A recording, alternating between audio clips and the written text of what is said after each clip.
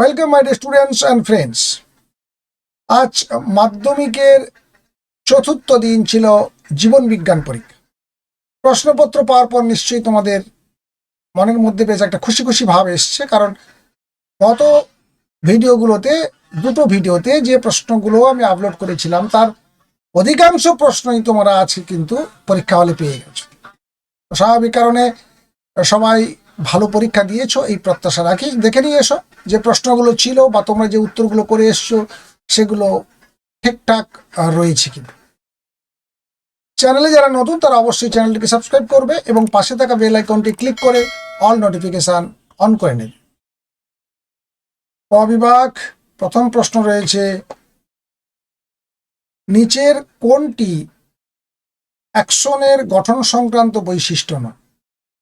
র্যানভিয়ারের পর্ব ছিল, মায়োলিন শীত ছিল, সোয়ান কোষ ছিল, নিজিল দানা ছিল। ডেফিনেটলি নিজিল দানা, কারণ নিজিল দানাটা কোষদের মধ্যে থাকে। পরের প্রশ্ন দেখো, নিচের কোনটি এডিএইচ হরমোনের কাজ? এডিএইচ হরমোন তোমরা পড়েছো, দেখবে মনে করো একটু নেফ্রনের কাছে পড়েছিলে। নেফ্রনের যখন বহির্বাহী নালিকাটা যখন হ্যান্ডেল লুপ থেকে কভার করে বেরিয়ে যাচ্ছে বা পেঁচিয়ে বেরিয়ে যাচ্ছে, সেখানটায় ওই রক্তনালীগুলোকে অর্থাৎ উপধমনীগুলোকে সংকুচিত করে রক্তের প্রেশার বা ব্লাড প্রেশারটা বাড়িয়ে দিয়ে ওখানে একটা ফিল্ট্রেশনের ব্যবস্থা করে দেয়। স্বাভাবিক কারণে উপধমনীকে সংকুচিত করে রক্তচাপ বাড়ায়। এই অপশানটাই কিন্তু ঠিকঠাক হবে। Cornea, choroid, lens, aqueous humour, iris এবং ভিট্রিয়াস হিউমার। এর মধ্যে বলছে অক্ষিগোলকের প্রতিসারক মাধ্যম। এক্ষেত্রে কর্নিয়া, লেন্স, অ্যাকুয়াস হিউমার এবং ভিট্রিয়াস হিউমার এই চারটি হচ্ছে এখানে প্রতিসারক মাধ্যম। তাহলে এখানে 4 সঠিক হবে।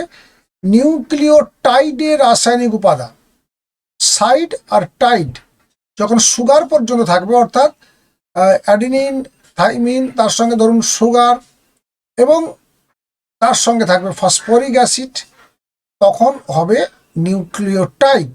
অর্থাৎ এখানে 4 নম্বর যে অপশানটা রয়েছে দেখো, 5C যুক্ত শর্করা, N2 যুক্ত ক্ষারক, এটা অ্যাডিনিন, থাইমিন হতে পারে, গুয়ানিন, সাইটোসিন হতে পারে। অর্থাৎ দুটো নাইট্রোজেন বেসের সঙ্গে সুগার এবং ফসফরিক অ্যাসিড যুক্ত থাকতে হবে, তবে কি নিউক্লিওটাইড হবে। এরপরে রয়েছে 1-5, ইতর পরাগযোগ পদ্ধতির ক্ষেত্রে নিচের কোন জোটটি সঠিক? এখানে বায়ু পরাগীর সঙ্গে আম রয়েছে, জল পরাগীর সঙ্গে ধান, পতঙ্গ পরাগী হাইড্রিলা, পক্ষী পরাগীর সঙ্গে রয়েছে পলাশ, এটা হবে সঠিক। ফার্নের জনুক্রম নিচের কোন দশাটি রেণুধর জনুর অন্তর্গত নয়? রেণুধর জনুর অন্তর্গত সোরাস, রেণুস্থলী, রেণুমাতৃকোষ সবটাই রেণুধর জনুর অন্তর্গত। একমাত্র প্রোথেলাস এটা হচ্ছে রেণুধর জনুর অন্তর্গত নয়। গিনিপিগের ক্ষেত্রে দ্বিসংকর জননের F2 জনুতে উৎপন্ন BBRR অর্থাৎ capital B small B, capital R small R এবং 4টাই ক্যাপিটাল এখানে অ্যালিল দেখতে পাচ্ছ, অর্থাৎ BBRR। এই জিনোটাইপ দুটির সংখ্যার অনুপাত কত? এটা তোমরা দ্বিসংকর জনন থেকে দেখলেই বুঝতে পেরে যাবে। একবার দেখে নাও দ্বিসংকর জননের যে ছকটা ছিল সেখানে দেখো, দ্বিসংকর জননের ছকে দেখো, দেখতেই পাচ্ছ একদম পরিষ্কার BBRR এইখানটায় রয়েছে 4 আর ক্যাপিটাল BRR এটা রয়েছে 1। তার মানে এটা হচ্ছে 4:1। নিচের কোন দুটি জিনোটাইপ হলুদ বর্ণ কুঞ্চিত আকৃতির বীজযুক্ত মটর গাছের জিনোটাইপ প্রদর্শন করে? এখানে বুঝতেই পারছো ক্যাপিটাল ওয়াই এটা হলুদ কালারকে নির্দেশ করবে এবং তার সঙ্গে কুঞ্চিত স্মল আর এক্ষেত্রেও ক্যাপিটাল ওয়াই স্মল ওয়াই এটাও হলুদ এবং যেহেতু দুটোই স্মল আর রয়েছে এটা কুঞ্চিত হবে। অসম্পূর্ণ প্রকটতার ক্ষেত্রে সংকর জননের F2 জনুতে জিনোটাইপ ফেনোটাইপের অনুপাত, এটা তোমরা বহু জায়গায় বহুবার টেস্ট পেপারে পড়েছো, 1:2:1। নিচের কোনটি ডারউইন মতবাদের বক্তব্য নয়? অর্জিত বৈশিষ্ট্যের বংশানুসরণ, এটা ল্যামার্কের মতবাদ, জানো তো ভাই তোমরা সবাই। তারপরে যে সমসংস্থ অঙ্গের বৈশিষ্ট্যকে শনাক্ত করো। সমসংস্থ মানে উৎপত্তি বা গঠনগতভাবে একই হবে কিন্তু কার্যগতভাবে আলাদা, এটা 4 নম্বর অর্থাৎ ঘয়েট অপশানটা সঠিক হবে। তারপরের দাগ রয়েছে জীবনের রাসায়নিক উৎপত্তি সংক্রান্ত মিলার উরের পরীক্ষায় ব্যবহৃত বিকারকগুলো, জল, মিথেন, অ্যামোনিয়া এবং হাইড্রোজেন। নাইট্রোজেন চক্রের সঠিক ক্রমটি শনাক্ত করতে বলা হয়েছে। এক্ষেত্রে নাইট্রোজেন স্থিতিকরণ, অ্যামোনিফিকেশন, নাইট্রিফিকেশন এবং ডিনাইট্রিফিকেশন এই সিরিয়ালটা সঠিক হবে। জীব বৈচিত্র্য হ্রাসের ক্ষেত্রে নিচের হ্রাসের কারণ ও ক্ষতিগ্রস্ত প্রজাতির কোন জোটটি সঠিক? এখানে বিশ্ব উষ্ণায়ন ও জলবায়ুর পরিবর্তন, তার সঙ্গে মেরু ভল্লুক, এই যে জোটটা পেয়ারটা দেখতে পাচ্ছ, এই পেয়ারটাই এখানে সঠিক হবে।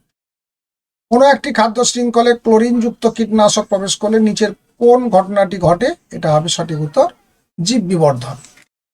ন্যাস্টিক চলন বহিস্থ উদ্দীপকের তীব্রতার দ্বারা প্রভাবিত ও নিয়ন্ত্রিত হয়। মিওসিস কোষ বিভাজনের প্রজাতির সংখ্যা ধ্রুবক থাকে। বীজের কুঞ্চিত আকার একটি প্রচ্ছন্ন বৈশিষ্ট্য। উটের রক্তের আরবিসির আকৃতি হওয়ায় এটি অধিক মাত্রায় জলক্ষয় সহন করতে পারে। বায়ু দূষণের সঙ্গে সংশ্লিষ্ট একটি ব্যাধি হলো অ্যাজমা। আর নীলগিরি ও সুন্দরবন উভয় হলো বায়োস্ফিয়ার। আর ট্রু ফলস রয়েছে বা সত্য মিথ্যা, এটাও মোটামুটি সহজ ছিল। অক্সিন হরমোন অগ্রমুকুলের বৃদ্ধি রোধ করে, ফলস। চেক পয়েন্টের কাজ বিঘ্নিত হলে কোষ বিভাজন অনিয়ন্ত্রিত হয়, এটা ঠিক। সত্য। Capital Y small Y, capital R small ওয়ার, এখান থেকে এক ধরনের গ্যামেট উৎপন্ন হবে, কিন্তু দেখো ক্যাপিটাল ওয়াইয়ের সঙ্গে যদি ক্যাপিটাল আর একটা গ্যামেট উৎপন্ন হয় এক প্রকার, তাহলে স্মল ওয়াইয়ের সঙ্গে একটা ক্যাপিটাল আর উৎপন্ন হবে, দু প্রকার দেখা যাচ্ছে এখানে। কারণ capital Y capital R, capital Y capital R one type, আর small Y small R small Y small R এটা হচ্ছে আরেকটা টাইপ। দুটো টাইপের গ্যামেট উৎপন্ন হবে, অর্থাৎ এটা ফলস। একটি বনে বিভিন্ন ধরনের বাঘের মধ্যে অন্তঃপ্রজাতি ও আন্তঃপ্রজাতিক সংগ্রাম উভয়ই পরিলক্ষিত হতে পারে। ইয়াস। নাইট্রাস অক্সাইড একটা গ্রিন হাউস গ্যাস, ঠিক।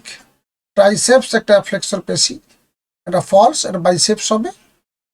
অথবা ট্রাইসেপস যদি ঠিক হতো তাহলে এটা এক্সটেন্সার হতো। স্তম্ভ মেলানো। মেনেঞ্জিস, তার সঙ্গে দেখো রয়েছে মস্তিষ্ক সুষুম্না কাণ্ডকে যান্ত্রিক আঘাত থেকে রক্ষা করে, কারণ মেনেঞ্জিসটা হচ্ছে মস্তিষ্কের আবরণ। যৌন জনন, গ্যামেট উৎপাদন গ্যামেটের মিলনের মাধ্যমে ঘটে। 6 রোলার জীব, এটা হচ্ছে অটোজোম দ্বারা নিয়ন্ত্রিত একটা বৈশিষ্ট্য। ঘোড়ার বিবর্তন, পায়ের আঙ্গুলের সংখ্যা হ্রাস। সুন্দরবনের পরিবেশগত সমস্যা, দ্বীপ ভূমির নিমজ্জন, ডুবে যাচ্ছে পরপর বিভিন্ন দ্বীপ জলস্তর উঁচু হওয়ার জন্য বা বাড়ার জন্য। ক্রোমোজোমকে বেমতন্তুর সঙ্গে যুক্ত করছে কে? না, সেন্ট্রোমিয়ার। বিষদিশ শব্দটি বেছে লেখো। টেস্টোস্টেরন, ইনসুলিন, প্রোজেস্টেরন, ইস্ট্রোজেন, তিনটে এখানে দেখো গ্যামেটো জিটি মানে গোনাডোট্রপিক হরমোন। আর একটা হচ্ছে ইনসুলিন, গোনাড থেকে তিনটে খরিত হয়, কিন্তু ইনসুলিনটা হচ্ছে অগ্নাশয় থেকে খরিত হয়। চোখের উপযোজনের সঙ্গে লেন্সের সম্পর্ক কি? না, লেন্সের যে ফোকাস দূরত্ব থাকে এটা কম বেশি করে বা দৈর্ঘ্যের ফোকাস দূরত্বটাকে বাড়িয়ে অথবা কমিয়ে এটার চোখের যে উপযোজন সংক্রান্ত যে সমস্যা এটাকে মেটানো হয় বা সমস্যাটার সমাধান করা হয়। নিচের প্রথম শব্দ জোড়। মাইটোসিস সমবিভাজন, তাহলে হ্রাস বিভাজন হবে কে? মিওসিস। একটি জীব একটি চরিত্রের জন্য বিশুদ্ধ হলে অন্য চরিত্রের জন্য এটা অবিশুদ্ধ হতে পারে বা সংকর হতে পারে। বর্ণান্ধতার জন্য দায়ী যে জিন, তার বৈশিষ্ট্য লেখো। এটা প্রচ্ছন্ন জিন হবে 1। আর 2 নম্বর হচ্ছে এটা দুটো পাশাপাশি যতক্ষণ না আসছে ততক্ষণ বৈশিষ্ট্য প্রকাশিত হবে না, যেহেতু প্রচ্ছন্ন, তাই এটা হোমোলোগাস অবস্থায় এই বৈশিষ্ট্য প্রকাশিত হয়। মেরুদণ্ডী প্রাণীর ভ্রূণের তুলনামূলক আলোচনা থেকে কোন তত্ত্বে পৌঁছানো যায়? না, ভ্রূণ যখন আলোচনার মাধ্যমে যখন মেরুদণ্ডী প্রাণীদের ভ্রূণগুলোকে যখন আলোচনা করা হবে তখন ভ্রূণের বৈশিষ্ট্যগুলো লক্ষ্য করলে দেখা যাবে যে জীবগুলোর কোনো একটা দশাতে তলবিলীয় ফুলকা ছিদ্র দেখা গেছে, অর্থাৎ মিল দেখা যায়। অর্থাৎ মেরুদণ্ডীর সমস্ত প্রাণীর যে ভ্রূণগুলোকে লক্ষ্য করলে কোনো একটা স্টেজে প্রত্যেকের বৈশিষ্ট্যের মধ্যে একটা মিল রয়েছে, অর্থাৎ তারা যে একই ধরনের পূর্বপুরুষ থেকে উৎপন্ন হয়েছে সেইটা এখানে প্রকাশিত হয় বা জানা যায়।